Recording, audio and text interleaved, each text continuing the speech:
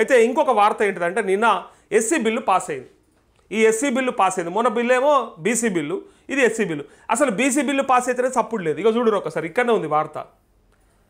ఇగో BC bill publicity నిల్లు, అసెంబ్లీలో ఆమోదం పొందిన నో సెలబ్రేషన్స్. అంటే ఇది ఇప్పుడు ఉన్నటువంటి పరిస్థితి. వీళ్ళు ఏమనుకున్నారంటే బీసీ బిల్లు వేస్తే ఇక మొత్తం బీసీలు వచ్చి కాంగ్రెస్ పంచన చేరి కాంగ్రెస్ని ఆహో ఓహో మీ అంతటోడు లేడు మా అంతటోడు లేడని ఇక ఏదో చెప్తారని కలలు కన్నారు వాళ్ళు. కానీ ఆడ సెలబ్రేషన్స్ లేవని డైరెక్ట్ దిశాపత్రిక రాసింది. ఇదే ఇక్కడ ఎస్సీ బిల్లు. పోనీ ఎస్సీ బిల్లు పాస్ అయితే తృప్తిగా ఉన్నారా ఎస్సీలు అంతా అంటే వాళ్ళు కూడా లేరు. ఇవాళ ఇప్పుడు మందకృష్ణ మాదిగది 11 గంటలకు ప్రెస్ మీట్ ఉంది. అవునా అన్న? 11 గంటలకు ప్రెస్ మీట్ ఉంది. ఎందుకు చెప్పాలన్నా, ఆయన ఉద్యోగాలల్లో అంటే విద్యా ఉపాధి ఉద్యోగాల నియామకాలలో ఏదైతే రిజర్వేషన్ రావాలనో అది రాక ప్రాబ్లం అవుతా ఉంది. పైగా మీరు పెట్టిన బిల్లుల దానిపైన క్లారిటీ లేదు, దానికి నాకు చట్టబద్ధత కావాలని ఆయన డైరెక్ట్గా ఇలా దీనిపై వ్యతిరేకిస్తున్నాయి కాదు.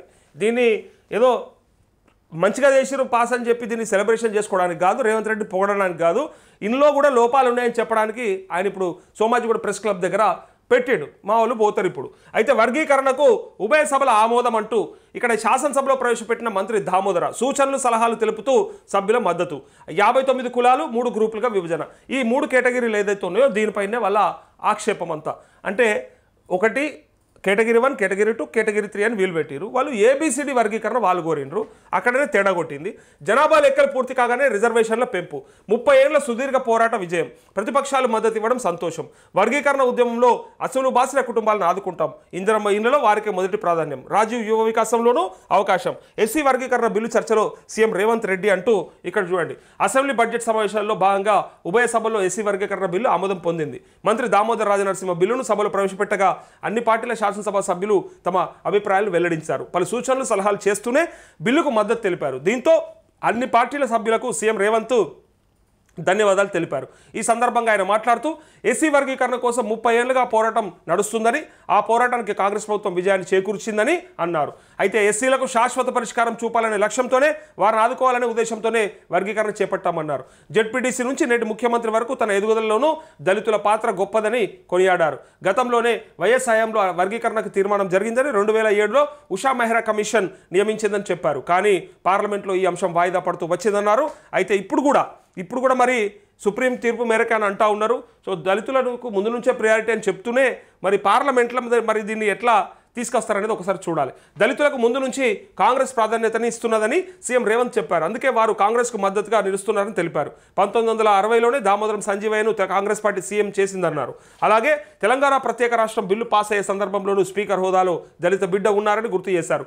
ఏఐసీసీ చీఫ్ మల్లికార్జున ఖర్గే కూడా ఓ దళిత బిడ్డ అని చెప్పారు. కాంగ్రెస్ పార్టీ అధికారంలోకి వస్తే ఎస్సీ వర్గీకరణ చేసి తీరుతామని 2018లోనే పార్టీ హామీనిచ్చిందన్నారు. గత అసెంబ్లీ ఎన్నికల వేళ సైతం ఖర్గే చేవల్ల ఎస్సీ ఎస్టీ డిక్లరేషన్లో భాగంగా వర్గీకరణ చేస్తామని హామీనిచ్చారు. ఇచ్చిన హామీ మేరకు వర్గీకరణ ప్రక్రియ ప్రారంభించినట్టు తెలిపారు. సుప్రీం తీర్పు మేరకు అంటూ ఎస్సీ వర్గీకరణ రాష్ట్రాల ఇష్టమని, యాక్చువల్గా ఇది పార్లమెంట్లో చట్టం చేయాలని అంటే కాదు, ఇది రాష్ట్రాల వారిగా రాష్ట్రంలో వాళ్ళకున్న జనాభా మేరకు మీరు వర్గీకరణ చేపట్టొచ్చని రాష్ట్రాలకే అప్పచెప్పింది కేంద్రం. అయితే జనాభా అక్షరాస్యత వృత్తులు ఉద్యోగాల ఆధారంగా ఇది లెక్క, జనాభా లెక్క అంటే అక్షరాస్యత ఎట్లా ఉన్నది, వాళ్ళు ఏ వృత్తులలో ఉన్నారు, ఏ ఉద్యోగాలలో ఉన్నారు, దాని ఆధారంగా వర్గీకరణ చేసుకోవచ్చని సుప్రీంకోర్టు చెప్పింది. అయితే సీఎం రేవంత్ ఈ సందర్భంగా గుర్తు చేశారు. సుప్రీంకోర్టు తీర్పు వచ్చిన వెంటనే అదే రోజు అసెంబ్లీలో తాము 100% ఎస్సీ వర్గీకరణ కట్టుబడి ఉన్నట్లు ప్రకటించామన్నారు. అంతకుముందే మంత్రి దామోదర రాజనరసింహ నేతృత్వంలో కాంగ్రెస్ పార్టీకి చెందిన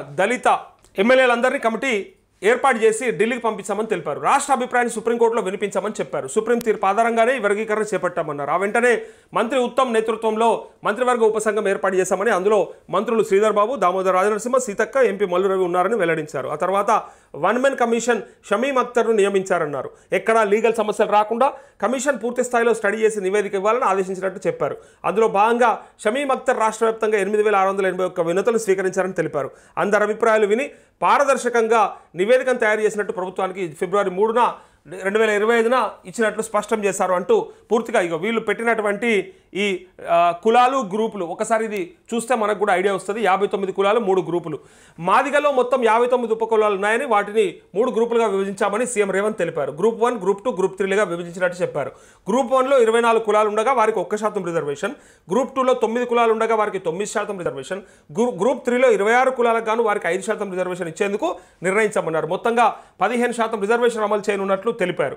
అయితే అలాగే రిజర్వేషన్లు 18% పెంచాలని సభ్యులు కోరారని అన్నారు. రిజర్వేషన్లు పెంచాలంటే జనాభా లెక్కల ప్రామాణికమని, ప్రస్తుతం 2011 నాటి జనాభా లెక్కలు ఉండడంతో పెంచడం సాధ్యపడదని చెప్పారు. యాక్చువల్గా వాళ్ళు ఏం అడిగారంటే మాకు 18% రిజర్వేషన్ ఇవ్వండి మా జనాభా ప్రకారంగా అని వాళ్ళు అడిగారు. కానీ ఇక్కడ చూస్తే 2011లో చేపట్టినటువంటి జనాభా లెక్కలు ఏవైతే ఉన్నాయో దాన్నే ప్రామాణికంగా తీసుకోవాల్సి వస్తుంది.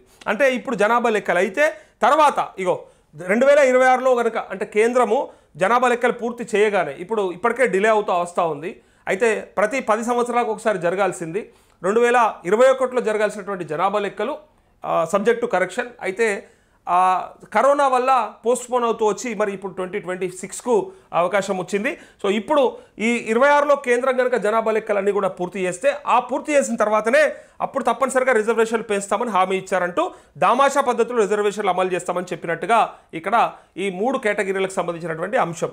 అయితే వాళ్ళు అడిగిన 18% ఇవ్వాలంటే కేంద్రం ఎప్పుడైతే ఈ జనాభా లెక్కలు కంప్లీట్ చేస్తుందో చేసిన వెంటనే వచ్చేటువంటి రిజల్ట్ను బట్టి అందులో వాళ్ళ శాతాన్ని బట్టి వాళ్ళకి అది ఇచ్చేస్తారని ఇక్కడ లెక్క. సో ఇక్కడ ఈ బీసీ బిల్లుకు సంబంధించి ఒకసారి నిన్న పెట్టినప్పటికీ కూడా పెద్దగా ఏం స్పందన కనిపిస్తలేదు. దానికి పబ్లిసిటీ కూడా ఏం చేసినట్టు లేరు.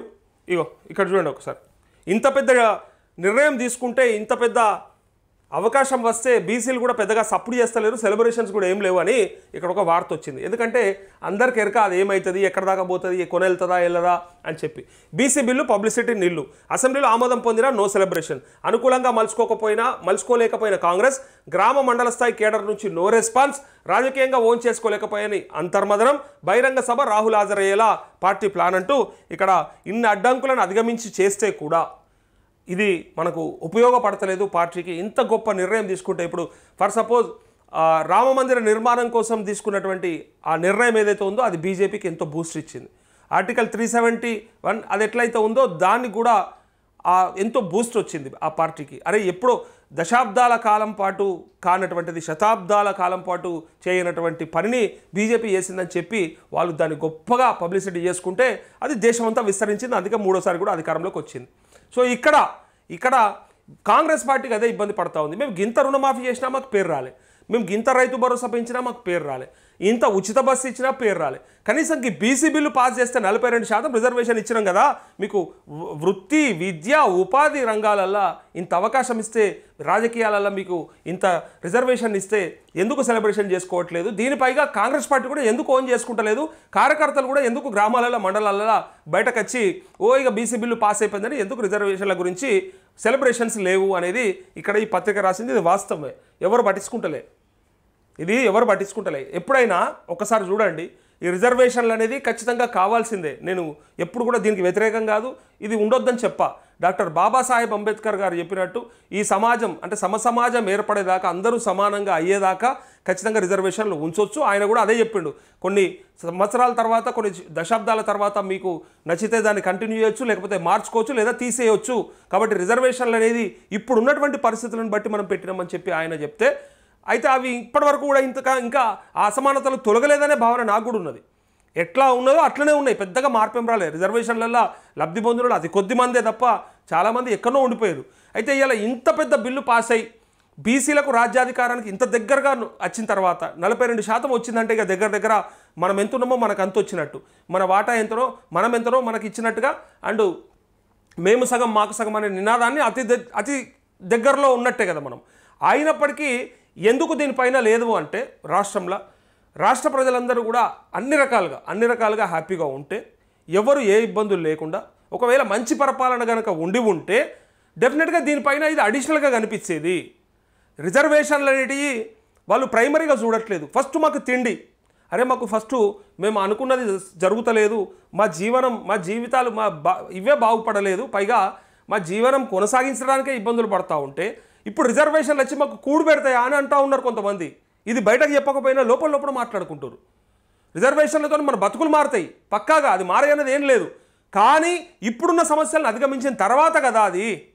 ఇప్పుడు ఒకసారి చూడరు, బాగా ఆకలి మీద ఉన్నోడిని, బాగా బాధలు పడుతున్నోడిని, తినడానికి తిండి కూడా లేనోనికి తెల్లటి కద్దరు బట్టలు తెచ్చి తొడిగితే వాడు ఏమంటాడు?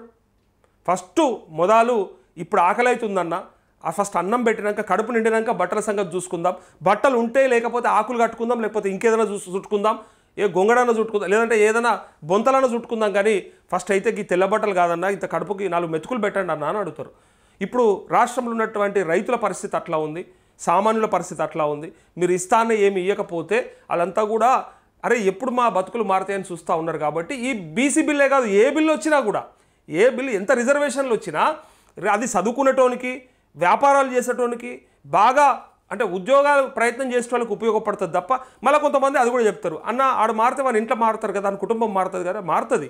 ఫస్ట్ వాళ్ళకు తినడానికి తిండి కష్టమవుతూ ఉంది, ఇబ్బందులు పడుతూ ఉన్నారు అనేది ఇది ఉదాహరణ చెప్తా ఉన్నాడు నేను. అంటే ఫస్ట్ ఆఫ్ ఆల్ వాళ్ళ మనుగడనే ప్రశ్నార్థకం అయిపోయింది. తర్వాత ఇవన్నీ ఫస్ట్ అప్పుల పాలైపోతూ ఉన్నారు రైతులు కానీ సామాన్యులు కానీ. ఇటు బ్యాంకులకు కట్టలేక, ఇటు మిత్తులు కట్టలేక, ఇటు పనులు చేసుకోలేక, జీతాలు రాక, రకరకాల ఇబ్బందులలో ప్రజలు ఉంటే ఇప్పుడు బిల్లులకు సంబంధించి, ఈ రిజర్వేషన్లకు సంబంధించి సెలబ్రేషన్ జరుగుతలేవు. అంటే ఎవరికి వాళ్ళు మొదలు నాకు తిండి దొరికినాక తర్వాత ఆలోచిద్దామనే ప్రయత్నంలో ఉన్నారు. అందుకోసానికే దీన్ని ఎంత వచ్చినా ఇది కొద్ది మందికి మళ్ళా ఇప్పుడు దీన్ని మాట్లాడాలంటే కొంతమంది ఏమంటారంటే మా దాంట్లో బీసీ బిల్లు పాస్ అయింది ఓకే, అందులో మా దాంట్లో కూడా కొన్ని కులాలు కొన్ని వాళ్ళే పెత్తనం చేస్తాయి కొన్ని, అంటే ఇది నేను మళ్ళీ లేని పొంది పెట్టట్లేదు, ఉన్నదే చెప్తున్నా. మళ్ళీ ఆ కులమే ఎక్కువ ఉన్నారు, ఈ కులమే ఎక్కువ ఉన్నారు, వాళ్ళ నాయకత్వమే ఎక్కువ ఉందని చెప్పి అనుకునే వాళ్ళు ఉన్నారు. కాబట్టి మేము యాన్నో ఉంటాం, బీసీలైనా యాన్నో ఉంటాం, మేము లాస్ట్కి వేస్తారు మమ్మల్ని. ఏదో అతి కొద్ది కులాలు మాత్రమే, కొన్ని అంటే ఆర్థికంగా బలంగా ఉన్నటువంటి కులాలే రాజ్యం వెళ్తే రేపు పొద్దుగాల వాళ్ళే అధికారంలోకి వస్తారు. లేదా మా వాళ్ళు అయినప్పటికీ ఏదో అంటారు కదా, మనోడైనా మనకు పెట్టకపోతే ఎవడైతే ఏమో, మనకు మనోడైనా సరే పెట్టకపోతే మనోడైతుంది మంది అవుతుంది ఒకటే కదా, ఇక ఫరకేమున్నది. బయటోడై పెట్టింది నయము, మనోడై పెట్టకపోతే దారుణం. అదే పరిస్థితి ఇక్కడ ఇట్లాంటి వాటికి వస్తుంది. రిజర్వేషన్లను వాడుకొని పైకి ఎదిగేటోళ్ళు అతి కొద్ది మందే, వాళ్ళకు ఉపయోగపడుతుందేమో కానీ అసామాన్యుడికి ఉపయోగపడదని చెప్పి బాధపడేటోళ్ళు చాలామంది ఉన్నారు. లేరని చెప్పి అనుకుంటే మీ భ్రమ, అది తెలుసుకోవాలి. అది